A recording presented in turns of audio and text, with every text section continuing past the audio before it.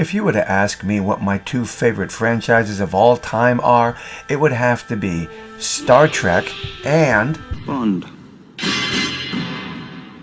You know the rest. What's going on out there, everyone? W.F.S. here, and I hope you all are having a great day.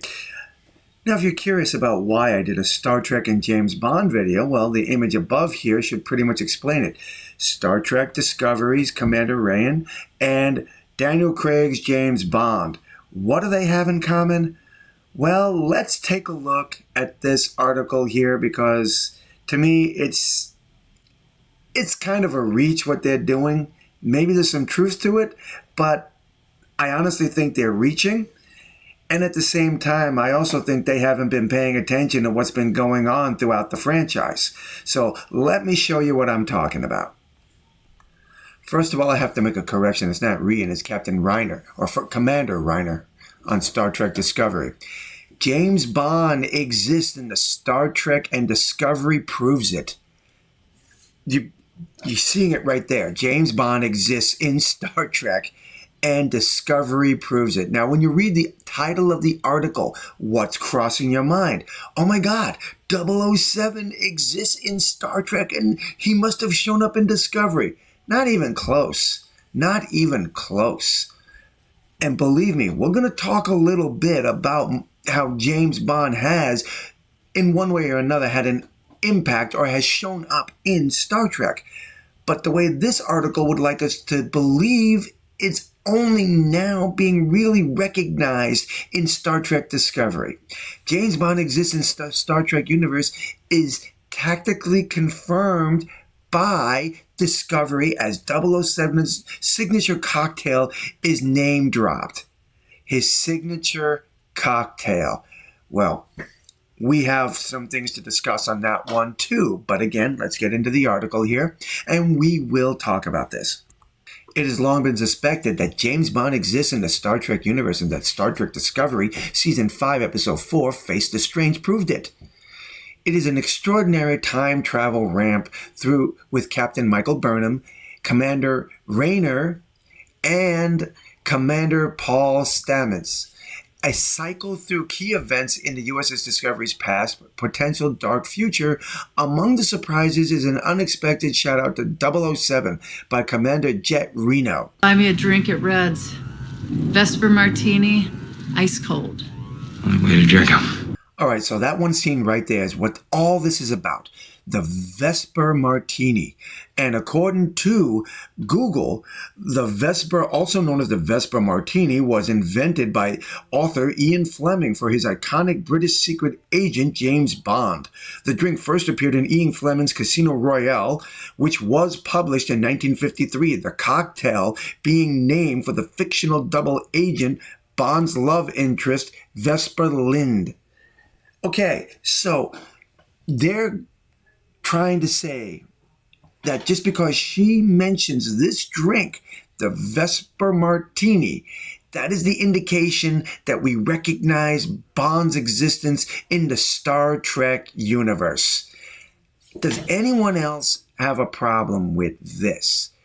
Okay, so here's another interesting fact, and I got this one out of Google. The Vesper was purely fictional. As mentioned above, it was created by an Ian Fleming for the first book about the now famous British secret agent James Bond. So right there, it's a fictional drink. No one was really drinking this thing.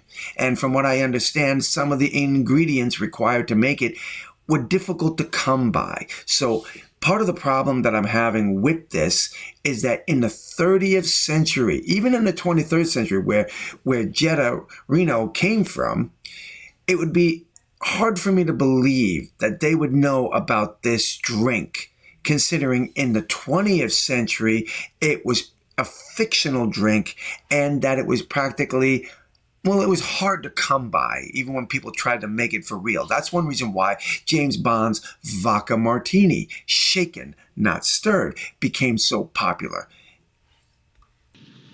Can I do something for you, Mr. Bond? Just a drink. A martini, shaken, not stirred. Vodka martini, shaken, not stirred. And for you?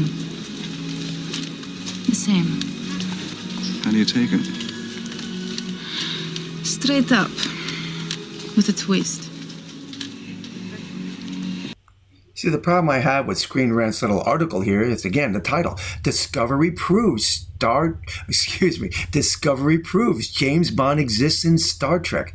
The Vesper Martini is Jett Reno's cocktail of choice. And as I just pointed out to you before, this was a cocktail that was made up specifically for the book Casino Royale and was hard to come by when people actually wanted the drink. So it is highly improbable that this drink could be one that they would know about in the 23rd century and in the 30th century as well. So let me see if I understand this again. Discovery proves James Bond exists in the Star Trek universe.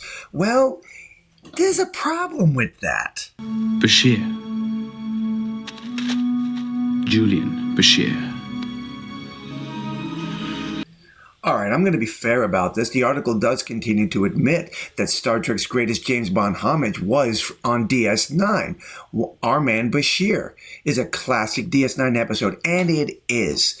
But this just goes to contradict the title of the article. James Bond exists in Star Trek and Discovery proved it. No, Bashir proved it. Bashir proved that James Bond existed. The references that were made in Discovery about a drink that no one even asks for, even in today's world, proves nothing. But Our Man Bashir is a clear example and evidence that James Bond exists. Now, I know that this is probably a dumb argument to have, but I just think it's kind of silly of Screen Rant to just go off and push Bashir aside and say that James Bond didn't exist in the Star Trek universe until somewhere in Discovery someone asked for a drink that was only mentioned in Casino Royale, a 1953 novel. I just think that that is wrong. Bond was part of Star Trek before it. But and again, we're going to talk about the article itself. When it says that Bond exists in Star Trek, you expect someone like Daniel Craig or Pierce Brosnan or Timothy Dalton to show up in their Bond outfit. No, that's just talking about a drink that was mentioned. Star Trek Deep Space Nine, Our Man Bashir premiered just 2 weeks after GoldenEye, Pierce Brosnan's first filming of James Bond in 1995, which, by the way, it was a fantastic movie, and I got to see it 2 months before it came out. I got to see a sneak preview of it at the Man's Chinese Theater. It was amazing. Although James Bond was never name dropped, he still wasn't in Star Trek Discovery Season 5, Episode 4. And he still wasn't in Star Trek Discovery Season 5, Episode 4. Our Man Bashir is an obvious ode to W.F.S that played the classic James Bond tropes even more than GoldenEye did. Really? Because James Bond lives in an era vastly different from the spacefaring universe of Star Trek, it makes sense that the character like Jett Reno on Star Trek Discovery indulges in old fantasy luxurious trappings of James Bond, like his signature Vesper Martini. Excuse me, I'm going to repeat it one more time. The Vesper Martini was only mentioned in Casino Royale. James Bond's signature martini is the Vodka Martini, shaken, not stirred. So, tell me what you think about this. Do you think maybe they're trying to make Discovery out to hype James Bond more than they should? I think Bashir did a better job of promoting James Bond style adventure than just name dropping a drink that one of the crew members in Discovery drinks in the 30th century. I would love to know what all of you think about this.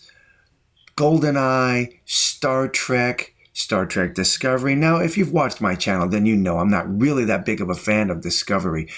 And I have to admit, though, this season so far is not bad. Since it's the final season, I figure I have to watch it. So it's not bad. And we'll talk more about that one later. But for right now, I really want to hear your thoughts and your comments on The James Bond controversy going on in Star Trek. The Vesper Martini, just because it was name dropped in Discovery, does that mean they're acknowledging W.F.S? Or did Bashir do a better job of acknowledging it? Drop your comments below, let me know. And until the next time, my friends, God bless.